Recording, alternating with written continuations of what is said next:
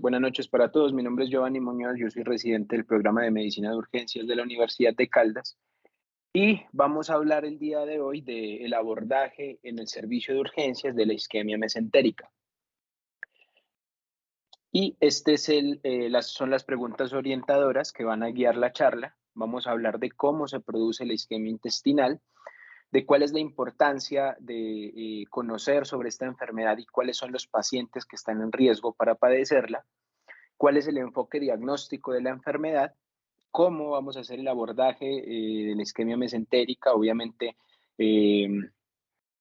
eh, priorizando pues el enfoque desde el servicio de urgencias y por último, cómo vamos a elegir la terapia de reperfusión en estos pacientes cuando sea el caso. Y antes que nada, pues vamos a entrar con la definición de lo que es la isquemia mesentérica y esta es una definición tomada de la guía el Colegio Americano de Cirugía de Emergencia, que lo define como un evento oclusivo o no oclusivo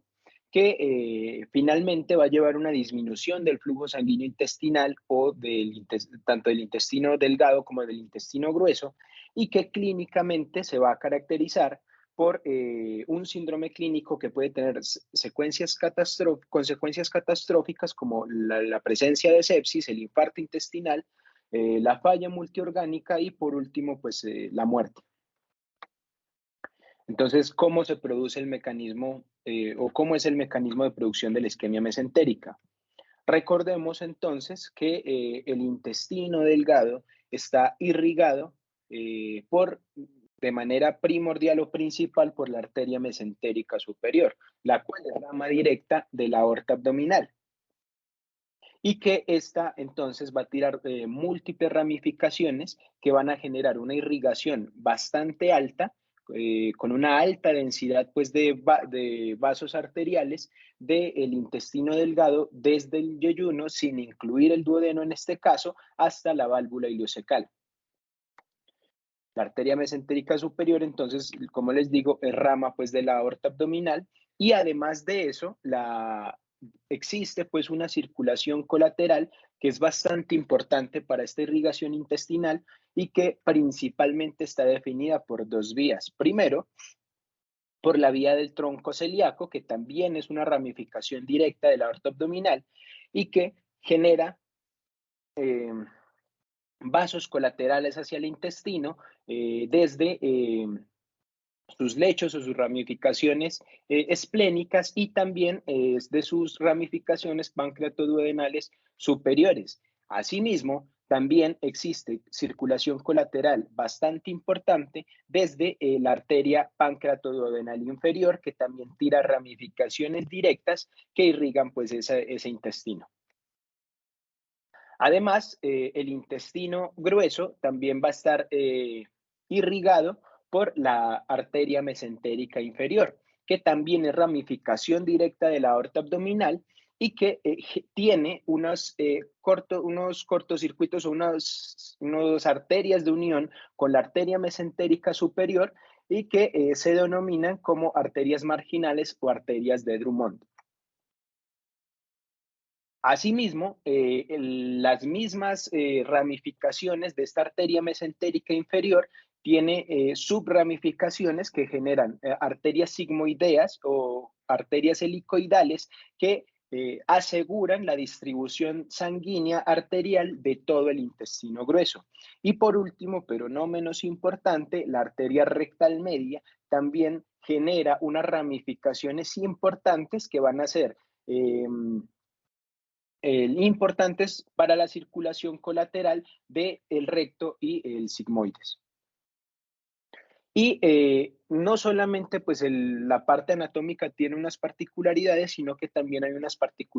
particularidades en el funcionamiento y en la regulación de este sistema de irrigación arterial.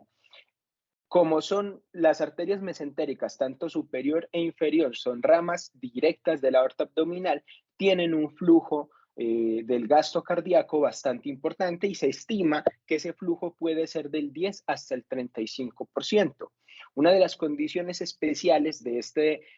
sistema vascular es que existe una variación en su irrigación en el ayuno o cuando las personas comen o mientras se hace movilización del bolo pues, del contenido intestinal. Eso genera que en condiciones de distensión de la cámara gástrica o del contenido intestinal se genere una disminución de ese flujo sanguíneo y por tanto el intestino es un órgano que está frecuentemente expuesto a la presencia de pequeños episodios de isquemia. A pesar de que, como vimos, existe una alta densidad circulatoria hacia el intestino, las presiones de perfusión del intestino son bajas respecto a las presiones del resto pues, de otros órganos comparativos pues, en la región abdominal. Y se estima que los episodios de isquemia intestinal pueden aparecer hasta por debajo de 45 milímetros de mercurio y que ya los episodios de sufrimiento intestinal que pueden llevar a la necrosis se pueden dar por debajo de los 30 milímetros de mercurio. Por ser o por tener pues esta variación entre el ayuno y la distensión, por ser pues una víscera hueca, la rata de oxígeno intestinal es relativamente baja también respecto pues a otros órganos intraabdominales. Y existen unos mecanismos de regulación de este sistema, tanto intrínsecos como extrínsecos. Los mecanismos intrínsecos van a ser sobre todo metabólicos y es el más importante, y extrínsecos van a estar definidos por factores neuronales y por hormonas de regulación. Entonces, a nivel metabólico, la respuesta a la isquemia por el bajo flujo que se puede generar, como les digo, por la distensión de estas vísceras huecas, genera una secreción o liberación de adenosina. Y la adenosina va a ser un precursor del óxido nítrico, lo que finalmente va a generar un efecto vasorrelajante sobre el músculo liso arteriolar del intestino. Y esa es la regulación autónoma, pues la regulación intrínseca más importante que presenta pues este sistema. Ahora, en cuanto a las medidas de regulación extrínseca, existe pues el factor combinado neurohormonal, en donde es bastante importante el tono simpático, y recordemos que en este caso el tono parasimpático o el efecto del vago va a ser muy pobre sobre esa musculatura o sobre la vasculatura mesentérica. Es más que todo pues un componente simpático. Por lo tanto, existen unos grandes receptores de vasopresina, y en este caso la angiotensina 2 y la potenciación adrenérgica hacen que este sistema sea bastante sensible a las catecolaminas, y es por eso que dentro de los mecanismos de lesión bastante importante el uso de vasopresores en pacientes críticamente enfermos, porque al tener un tono predominantemente simpático, tienen pues una sensibilidad especial hacia estos medicamentos. Ya conociendo entonces estas particularidades anatómicas, estas particularidades funcionales y de regulación, podemos establecer que pueden existir sobre todo 4 etiologías de la isquemia mesentérica. Inicialmente, pues la más importante en cuanto a prevalencia es la embolia arterial mesentérica, que se ha encontrado en algunas series de casos hasta en un 50%, la trombosis arterial mesentérica, que se ha encontrado en algunas series hasta en un 25% de los casos, la trombosis venosa mesentérica, que es algo más infrecuente dentro de los pacientes, pero que puede representar hasta un 5%, y es bastante importante conocer los eventos isquémicos que no están asociados a oclusión y que pueden variar del 20 al 30% por los mecanismos que ya definimos. ¿Cuál es la importancia entonces de conocer sobre esta enfermedad? Resulta que cuando realizamos una revisión bibliográfica sobre las series de casos de esta enfermedad, encontramos revisiones, sobre todo retrospectivas y estudios observacionales, que nos han logrado mostrar o dilucidar de tanto la incidencia, la prevalencia, la mortalidad de la enfermedad y también los síntomas que acompañan este espectro pues, de enfermedades y que nos pueden guiar a un diagnóstico oportuno. Y por eso pues, les traigo esta revisión sistemática, que es una revisión grande de 45 estudios observacionales con cerca de 3.700 pacientes que tenían isquemia mesentérica, y cuando se hace la descripción de la enfermedad en estos pacientes, podemos encontrar entonces que, tal como lo vemos, lo estábamos viendo anteriormente, la trombosis arterial y el embolismo arterial son las dos etiologías más importantes en este espectro de enfermedades, seguidos por los eventos no oclusivos y por último las trombosis venosas. La otra cosa bastante importante que podemos encontrar en esta caracterización es que el promedio de edad de los pacientes, de casi los 3.700 pacientes que se vieron en este estudio, estaban cercanos a los 70 años. No existe en realidad pues una caracterización o un factor de riesgo a favor pues, del sexo masculino o del sexo femenino, y lo que se puede encontrar en los estudios son pues ambivalencias en estos hallazgos. Y por último, pero no menos importante, y tal vez lo más importante y la causa pues, por la que debemos conocer esta enfermedad, es la alta mortalidad que se ha encontrado, sobre todo cuando el paciente está enfrentándose a un evento de trombosis y de embolismo arterial y a un evento no oclusivo, que como les dije es mucho más frecuente en los pacientes críticamente enfermos, teniendo una mortalidad promedio en estas secuencias hasta del 70%. También en revisiones que son mucho más recientes,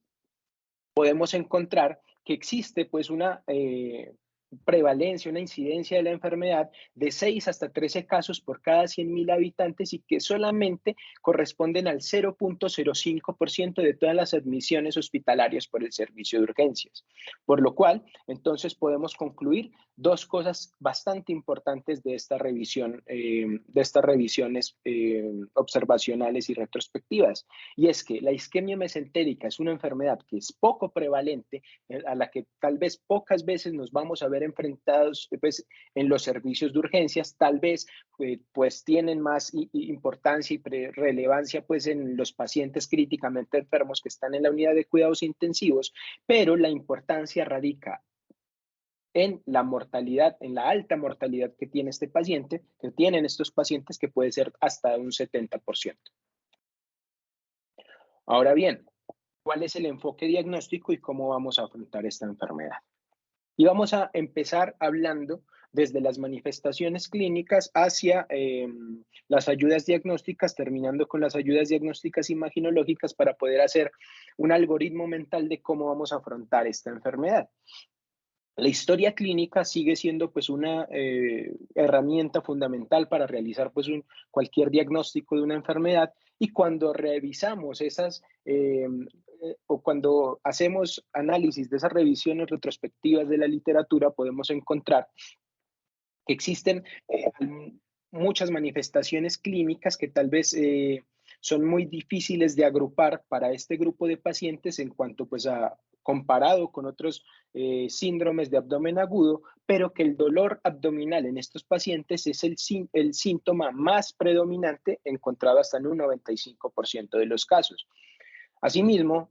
puede presentarse el paciente con náuseas, con vómito, con diarrea, y hasta en un 16% de los casos con rectorragia. Como vemos, pues son síntomas bastante inespecíficos, y una de las características claves del dolor abdominal es que es un dolor que se ha documentado como desproporcionado respecto a los hallazgos al examen físico. Y si nos devolvemos hacia los mecanismos de la enfermedad, pues tiene mucho sentido, sobre todo si el paciente está presentando una isquemia intestinal de etiología arterial. Generalmente este dolor es mal ubicado y es muy difícil para el paciente realizar la ubicación del punto de máximo dolor a nivel abdominal, y generalmente pues se asocia o se describe como un dolor periumbilical. Y lo otro que se ha descrito es que en los pacientes que tienen sobre todo embolismos arteriales se presenta de manera súbita, y se ha descrito incluso como un dolor de inicio súbito en disparo. Lo otro que tenemos que tener muy en cuenta, y como ya lo vimos, son los eventos no oclusivos en los pacientes que están en estado crítico en las unidades de cuidados intensivos, que no pueden manifestar tal vez estos síntomas clínicos porque pueden encontrarse bajo soporte ventilatorio, bajo soporte vasopresor, y en cuyos casos los signos más importantes para detectar la enfermedad han sido la distensión abdominal y la presencia de rectorragia, aunque como vemos solamente se presenta en el 16% de los pacientes que tienen esta enfermedad en promedio. Ahora,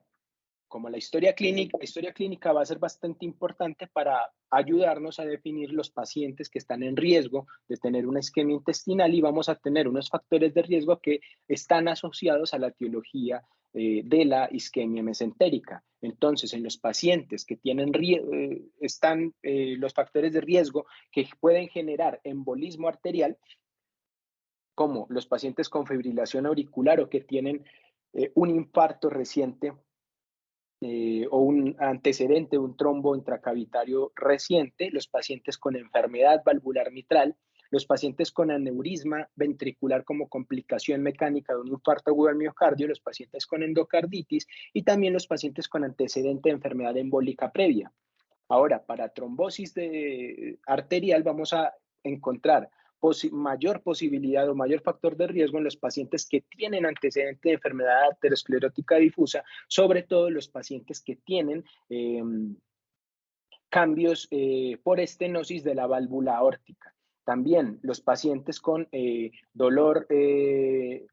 estos pacientes pueden tener eventos mucho más crónicos de este tipo de isquemia, y estos pacientes se pueden presentar con un dolor postprandial de manera crónica que está explicado por los cambios regulatorios y por las particularidades del sistema de irrigación arterial, y con pérdida de peso por la aversión a comer que genera la presencia del dolor postprandial. Asimismo, los eventos no oclusivos van a ser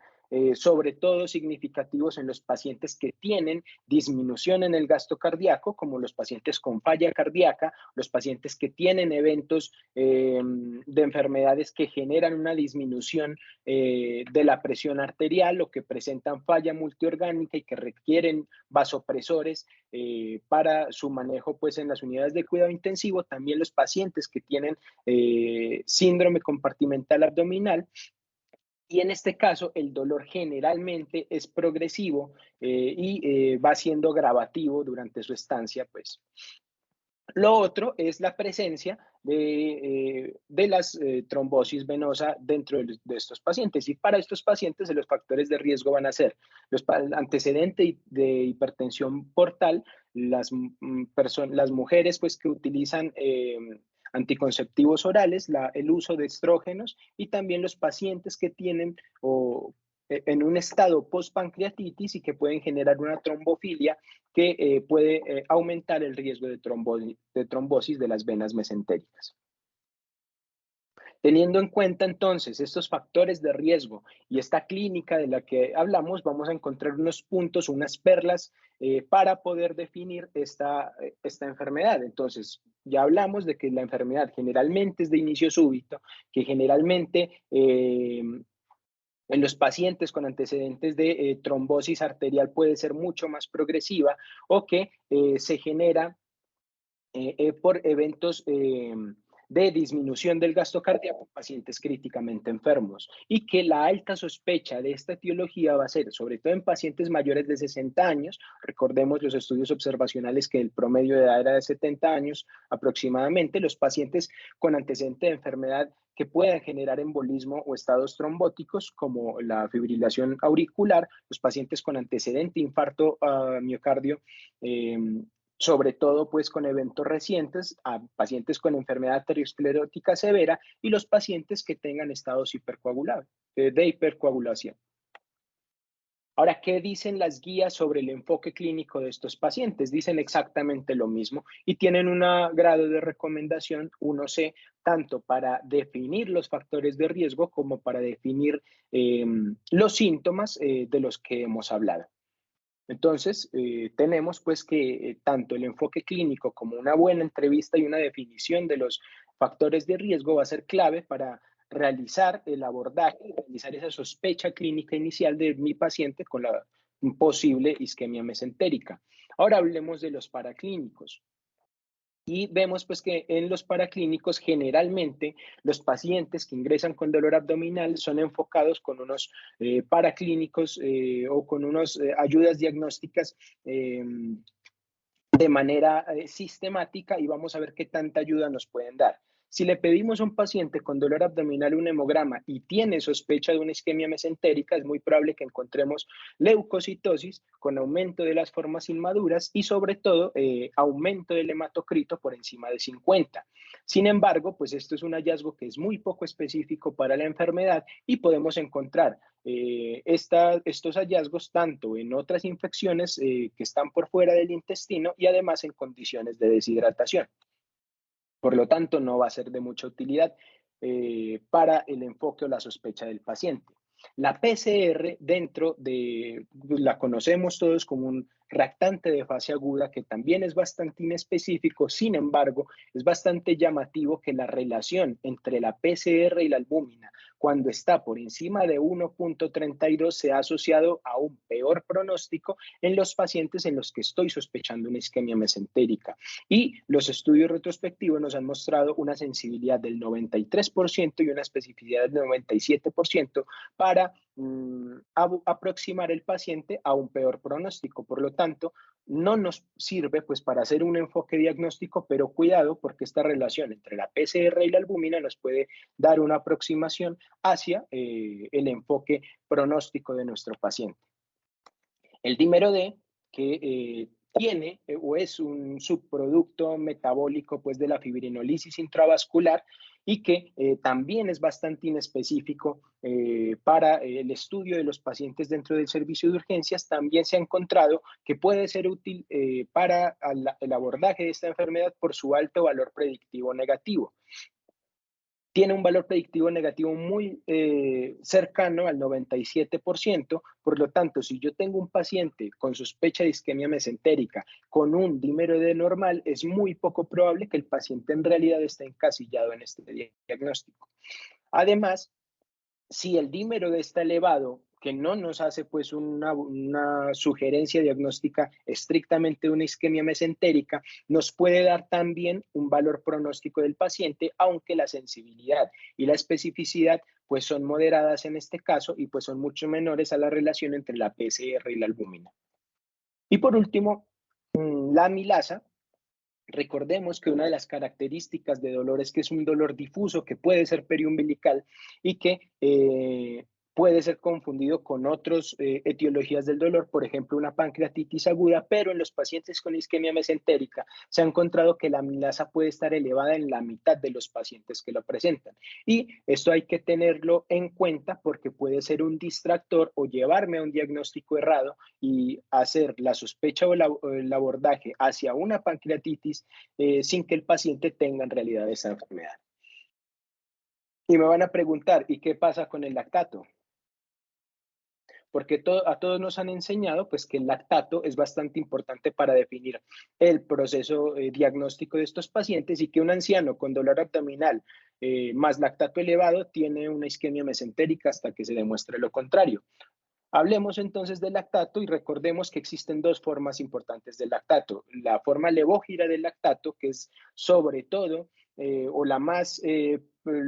pues la principal dentro de lo que conocemos como el ciclo de Cori, que es liberada pues, por el hígado y por el músculo. Sin embargo, también existe una forma de extrógira del lactato que también sale por esta vía, pero sus niveles son bastante pequeños como para definirlos pues en los laboratorios pues, que tenemos generalmente. Y cuando nosotros leemos el lactato que está en los gases arteriales, pues eso sobre todo corresponde pues, al lactato en forma levógira. Ese lactato en forma de extrógira tiene un papel importante porque cuando tenemos un paciente con isquemia mesentérica, al haber una disminución de la irrigación arterial, se pierde la barrera de protección bacteriana o de la flora bacteriana que se encuentra dentro del intestino y se genera entonces una sobreproducción de esas bacterias. Y estas bacterias son bastante importantes dentro de la producción del lactato dextrógiro. Por lo tanto, una de las hipótesis importantes que se tiene para el estudio de la isquemia mesentérica es que la medición de ese lactato dextrógiro que forman las bacterias que están dentro del intestino grueso, delgado y grueso pueden generar un aumento que es mucho más significativo y que nos podría orientar mejor hacia el diagnóstico de una isquemia mesentérica. Y vamos a ver qué dice la evidencia. Esta es una revisión sistemática con 9 artículos en donde se evaluó esa eficiencia diagnóstica del lactato dentro de la isquemia mesentérica. Y lo importante es que se tuvo en cuenta tanto el lactato levógiro y la forma dextrógira del mismo. Y lo que podemos encontrar en estos estudios es que la forma levógira del lactato tiene una sensibilidad importante, en la mayoría de los estudios está por encima del 90%. Sin embargo, su especificidad es bastante modesta y puede pues no ser un buen examen para generar pues la sospecha diagnóstica o el abordaje diagnóstico. ¿Y qué dice sobre el lactato dextrógiro? Nos dice que la sensibilidad es mucho menor y eso es bastante lógico porque estos niveles de este lactato pues son mucho más bajos y mucho más difíciles de encontrar, pero la especificidad viene siendo un poco mayor que la del lactato levógiro. Entonces, como conclusión, el lactato levógiro no es un paraclínico adecuado para generar el tamizaje dentro de estos pacientes porque su especificidad y su sensibilidad en realidad no son buenas. Sin embargo, se ha encontrado en la mayoría de estudios que la elevación del lactato en estos pacientes también tiene un valor pronóstico hacia peores desenlaces en los pacientes que lo tienen elevado. Y cuando vemos entonces la conclusión sobre el lactato dextrógiro, vemos que tampoco parece ser muy confiable, aunque sea más confiable que la forma levógira del lactato, pero ese rendimiento todavía no ha sido totalmente demostrado y no existe evidencia contundente para utilizarlo sistemáticamente en el diagnóstico de esta enfermedad. Por lo tanto, pues el valor del lactato en realidad no es muy bueno para realizar el abordaje diagnóstico de esta enfermedad, nos sirve sí para el pronóstico. ¿Qué dicen las guías? Las guías nos dicen que en realidad no existe un biomarcador específico para realizar el diagnóstico de esta enfermedad, por lo tanto, pues no existe pues una recomendación fuerte a favor del uso de estos paraclínicos para el abordaje. Y sí han existido unos intentos de generar unos biomarcadores específicos. Estos 3 son los que más se encuentran en la literatura, sobre todo la medición de la proteína de unión a ácidos grasos intestinales. El problema de estos biomarcadores es que su vida media es bastante corta y que todavía no existe pues una contundencia sobre su valor diagnóstico pues en la enfermedad. Por lo tanto, además de pues que son costosas y que no existe pues la disponibilidad en la mayoría de los centros de salud, entonces pues no se pueden utilizar o no hay demostrado su eficacia. Ahora hablemos de ayudas diagnósticas y vamos a abordar pues, la parte de imagenología. La radiografía de simple de abdomen puede servir para generar el diagnóstico o la sospecha o pues, profundizar en la sospecha clínica de una isquemia mesentérica y los hallazgos más fuertes que podemos encontrar son estos: la presencia de neumatosis intestinal, que está definida por esta línea de aire que se encuentra entre cada una de las paredes intestinales y que puede ser pues bastante cercana hacia el diagnóstico de la enfermedad. ¿Cuál es el problema? Que de este signo clínico la sensibilidad es extremadamente baja, cerca del 30%, por lo cual pues requiere entonces un entrenamiento bastante profundo para realizar pues este diagnóstico por medio de radiografía. Además, otro signo que se ha descrito es la desaparición de las austras en el intestino grueso, pero también su sensibilidad es bastante baja, por lo tanto, pues no se recomienda el uso de radiografía de abdomen para realizar el diagnóstico de enfermedad. Y en el servicio de urgencias tenemos el ecógrafo a la mano. ¿Qué nos dice la evidencia sobre la ecografía abdominal? Nos dice que la ecografía abdominal puede tener una especificidad alta cuando yo logro realizar la visualización del tronco celíaco de la arteria mesentérica superior, lo cual es bastante bajo y bastante difícil, perdón, y requeriría un entrenamiento bastante grande. Además, como ya vimos, esa liberación del gas intramural por la proliferación bacteriana y además la posibilidad de que se genere gas venoso en el sistema portal puede interrumpir o puede generar muchísima más dificultad a la hora de visualizar las estructuras vasculares. Por lo tanto, tampoco se recomienda la ecografía abdominal para realizar pues este diagnóstico. En cuanto al angioTAC de abdomen, se ha convertido en realidad en el gold estándar para realizar el diagnóstico de esta enfermedad y podemos tener típicamente pues el abordaje de la enfermedad en tres fases de su estudio. Primero, previos al contraste, en donde podemos definir la calcificación vascular, ver los trombos intravasculares y definir si el paciente tiene hemorragia intramural. Segundo, en la fase de contraste arterial y venosa, en donde vamos a ver los trombos en las arterias y las venas mesentéricas, el realce de la pared intestinal y la presencia de embolia o infarto hacia otros órganos que pueden haber sido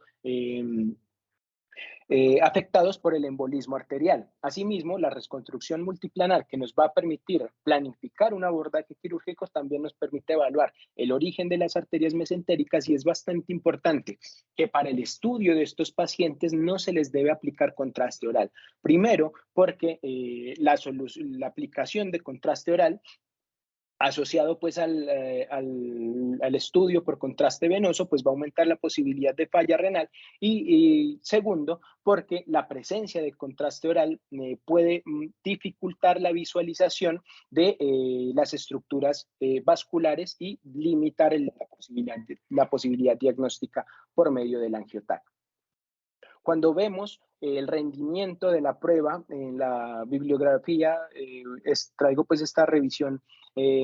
sistemática y metaanálisis que tuvo en cuenta 6 estudios y lo importante de esto es que cuando vemos la sensibilidad mancomunada encontramos que la sensibilidad es de un 93.3%, bastante alta, y además la especificidad es de aproximadamente un 95%. Por lo tanto, como les digo, esta es la prueba que se ha considerado en este momento el gold estándar para hacer diagnóstico de enfermedad y podemos ver entonces la gráfica o la curva ROC para definir entonces que en realidad el área bajo la curva de esta prueba es bastante importante y entonces tiene un muy buen rendimiento diagnóstico. Este es un resumen de lo que les expliqué de las fases en donde se puede realizar pues el diagnóstico de la enfermedad. Y vamos por último a hablar entonces de la resonancia magnética. Y resulta que la resonancia magnética tiene una sensibilidad y una especificidad que han sido equiparables al angioTAC de abdomen, con unas ventajas muy grandes. Primero, no utiliza radiaciones ionizantes y segundo, tampoco utiliza contraste iodado. Sin embargo, existen unas limitaciones muy marcadas que hacen que este estudio tal vez no sea la prueba, el gold estándar para el diagnóstico de esta enfermedad y es primero que tiene un muy bajo rendimiento en las formas no oclusivas o en las formas de oclusión distal. Segundo, que tiene un tiempo mucho mayor de duración para la exploración, que no permite una adecuada resolución espacial para realizar la planificación del abordaje quirúrgico, que es un método en donde no podemos visualizar correctamente el calcio vascular, que puede ser bastante importante para definir el factor de riesgo de enfermedad aterosclerótica, que no está altamente disponible pues, en todos los centros de salud y que su costo-efectividad pues, también limita bastante su uso de manera sistemática. Ahora vamos a hablar de cómo se aborda el paciente con isquemia mesentérica en el servicio de urgencias. Y tenemos 4 pilares para el enfoque inicial de este paciente. Primero, realizar la descompresión intestinal, porque el aumento del volumen dentro de la cavidad gástrica y la cavidad intestinal va a generar mayor isquemia. Por lo tanto, pues lo primero que tenemos que hacer en estos pacientes es hacer descompresión y la forma más fácil de hacerlo es con una sonda nasogástrica. Segundo, hacer una vigilancia hemodinámica de la forma en la que podamos hacerlo, si es un método invasivo o un método no invasivo. Tercero, mitigar la sepsis en estos pacientes y por lo tanto también mitigar la falla multiorgánica, que es lo que al final lleva a estos pacientes pues al desenlace más duro, que es la muerte. En cuanto al manejo hídrico, recordemos que esta es una enfermedad que presenta un estado de choque que comparte pues características con el choque séptico, o sea, es un choque distributivo, pero también existe una posibilidad de hipovolemia por la deshidratación que se genera en estos pacientes, que puede ser bastante grave. Y como son pacientes, sobre todo ancianos, esa corrección de la hipovolemia debe ser bastante cuidadosa y debe ser bastante asociada pues, a los hallazgos clínicos de respuesta a volumen y de respuesta pues, a este tipo de tratamiento. También se debe hacer una vigilancia electrolítica, en este caso son bastante importantes la vigilancia del sodio, la vigilancia del potasio, sobre todo con la posibilidad de un síndrome de reperfusión y también la vigilancia del calcio en estos pacientes porque se puede presentar una hipocalcemia que puede ser bastante grave y puede llevar también el paciente pues, a desenlaces fatales. También se debe generar un suplemento de oxígeno, evitando tanto la hipoxia como la hiperoxia para que no se sigan formando esos radicales libres y se siga perpetuando esa isquemia intestinal. Y por último, también estar muy atento a la posibilidad de un síndrome de reperfusión después de que el paciente es manejado de manera definitiva. Esto ya lo hemos hablado y es la comparación sobre el uso de cristaloides en los pacientes críticamente enfermos y recordemos que en los pacientes con choques de origen distributivo, como lo son en este caso, pudiera existir un mayor beneficio hacia los pacientes hacia el uso de soluciones balanceadas frente a la solución salina. Es bastante importante que para manejar el choque en estos pacientes, además pues, del reto y el adecuado volumen intravascular o de hidratación, tenemos que evitar a toda costa el uso de vasopresores. Y ya hablamos de las características especiales que tiene el intestino y su respuesta especial hacia estos vasopresores que pueden generar un empeoramiento de la isquemia y que teóricamente pues podrían llevar al paciente a peores desenlaces o un peor pronóstico. Hay que decir que no existe pues, un ensayo clínico aleatorizado que compare la acción de los vasopresores y es bastante difícil por la baja prevalencia de la enfermedad, además de que sería pues, una pregunta que tendría pues, unas altas cuestiones éticas porque por plausibilidad biológica sabemos que estos pacientes pueden ser afectados por el vasopresor y lo que se recomienda en las guías a manera de consenso es el uso de terapia inotrópica. ¿Cuál? Pues eso tampoco está bien definido, pero lo que se define es la posibilidad de utilizar en ellos dobutamina, milrinone o dopamina a dosis bajas para tener un efecto inotrópico y poder alcanzar metas pues, hemodinámicas en estos pacientes. Respecto al uso de antibióticos, como ya lo vimos, existe pues, una sobreproliferación bacteriana por esa pérdida de la defensa o de la barrera intestinal. Por lo tanto, en estos pacientes se recomienda el uso de antibiótico empírico de amplio espectro. Y lo que encontramos es que para pacientes críticamente enfermos, y esto es traído de la guía de sepsis abdominal, que vienen desde su casa o que tienen una infección adquirida en la comunidad, pues el manejo va a ser con piperacilina tazobactam o con cefepime más metronidazol. Y en los pacientes que están críticamente enfermos y que están dentro de las unidades de cuidados intensivos y que tienen riesgo de tener infecciones por gérmenes multiresistentes, la elección según esta guía de práctica clínica es el meropenem. Y en estos pacientes, en estos pacientes no se nos puede olvidar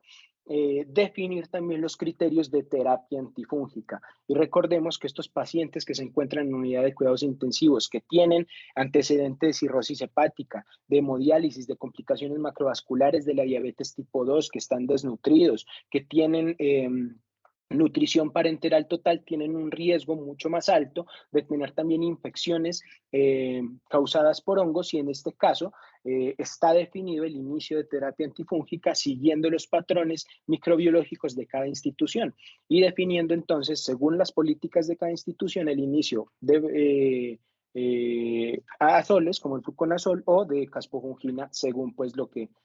se tenga dentro de la microbiología pues de la unidad de cuidados intensivos. El manejo del dolor es bastante importante en los pacientes con isquemia mesentérica y generalmente puede llegar a ser uno de los pilares, pues uno de los puntos tal vez peor manejados o que más se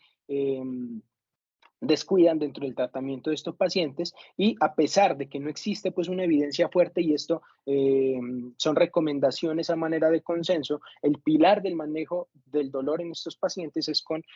opioides fuertes, y traigo pues entonces a consideración la hidromorfona, la morfina y el fentanilo para el manejo del dolor en estos pacientes, teniendo claro está, bastante vigilado pues el patrón hemodinámico de estos pacientes.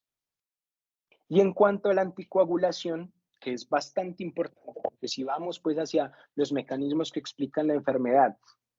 podemos definir que podría ser uno de los pilares del manejo. En realidad no existen unas directrices puntuales sobre el manejo del el anticoagulante en estos casos, y no es claro tampoco el beneficio de la anticoagulación en la patología no oclusiva, a pesar de que mucha bibliografía, muchos de los consensos de esta enfermedad sí se recomienda el uso de anticoagulantes también en isquemia mesentérica de origen no oclusivo. Lo que sí es claro es que las guías o pues las múltiples revisiones prefieren el uso de antagonistas de vitamina K sobre los anticoagulantes directos, y esto se ha llevado pues a estudios para tratar de definir cuál es el mejor fármaco para realizar esta anticoagulación en estos pacientes, y lo que se ha encontrado es que en cuanto a los beneficios de la recanalización de la trombosis no existe una diferencia significativa entre los dos fármacos, y que tampoco existe una diferencia significativa en la tasa de sangrado. Tal vez lo que impulsa esa recomendación del uso de antagonistas de vitamina K es la posibilidad de hacer reversión de la anticoagulación si el paciente finalmente va a ser llevado a una terapia de reperfusión, o si tiene que ser llevado de manera urgente a una laparotomía. Por último, vamos a hablar sobre cómo se elige la terapia de reperfusión, y esto va a ser pues entonces mucho más corto, y les traigo este algoritmo de la guía de práctica clínica del año 2022, en donde nos la ponen bastante fácil. Paciente que es inestable hemodinámicamente y que tiene signos de peritonitis, el paciente tiene que ir a la parotomía para definir cirugía de control de daños, para definir la posibilidad de revascularización, planear el second look o la relaparotomía, y definir el inicio de la anticoagulación en estos pacientes, que se recomienda hacer en un entorno multidisciplinario. En cuanto a los pacientes que están hemodinámicamente estables y que no tienen signos de peritonitis, tengo la posibilidad de dos vías. Primero, si yo tengo la posibilidad de hacerle un angiotaque a ese paciente y veo que tiene un daño endovascular que puede ser manejado por terapia endovascular, este paciente tiene que ir a revascularización y a vigilancia. Ahora, si no cuento con el recurso de la terapia pues endovascular, o el paciente, o tengo pues no encuentro pues en el angiotac la posibilidad de que tenga pues una enfermedad oclusiva, o mi sospecha todavía no es fuerte para definir una isquemia mesentérica, este paciente debería ser llevado a una laparoscopia, y en caso de que yo encuentre signos de sufrimiento de necrosis intestinal, pues ser eh, tenido en cuenta para que sea llevado a una laparotomía, esto pues a cargo obviamente del cirujano general. Y por último, estos pacientes que van a revascularización y en donde se puede generar pues la mejoría de la perfusión intestinal, hay que vigilarlos, porque en caso de que presenten peritonitis o signos de isquemia intestinal, estos pacientes deben ser llevados definitivamente a un abordaje quirúrgico a cargo pues de las especialidades quirúrgicas de la institución. Como conclusiones, entonces, tenemos que la enfermedad intestinal isquémica, pues a pesar de que el intestino tiene una irrigación bastante alta, es un sistema que es bastante susceptible a la isquemia y que a pesar de que es una enfermedad muy poco prevalente, definitivamente la alta tasa de mortalidad es importante conocer cómo se va a abordar. No existe un biomarcador específico para realizar el diagnóstico de la enfermedad y el lactato va a definir mucho el pronóstico, pero es poco específico en realidad para hacer un diagnóstico. El angioTAC de abdomen es definitivamente el estándar de oro para realizar el diagnóstico y hay que recordar los pilares del manejo y el algoritmo para la elección de reperfusión de acuerdo al perfil del paciente y de acuerdo a las posibilidades pues, dentro del servicio pues, donde yo esté trabajando. Muchas gracias. Quedo atento a las inquietudes, a las preguntas y los invito pues a la revisión dentro de 8 días que vamos a hablar de pancreatitis aguda.